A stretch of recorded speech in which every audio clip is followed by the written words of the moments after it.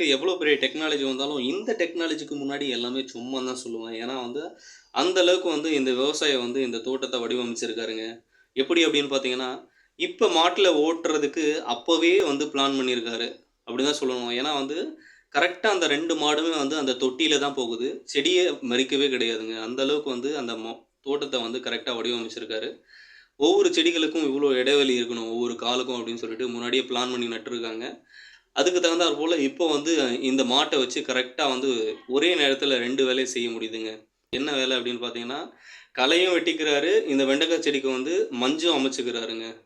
இதெல்லாம் ஒரு அனுபவம் மிக்க விவசாயிகளால மட்டும் தான் இந்த மாரிலாம் செய்ய முடியும்.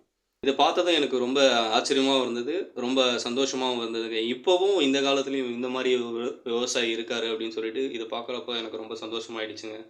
இத பத்தி நீங்க என்ன நினைக்கிறீங்க அப்படின்னு சொல்லிட்டு கமெண்ட்ல சொல்லுங்க. மீண்டும் சந்திப்போம். நன்றி, வணக்கம்.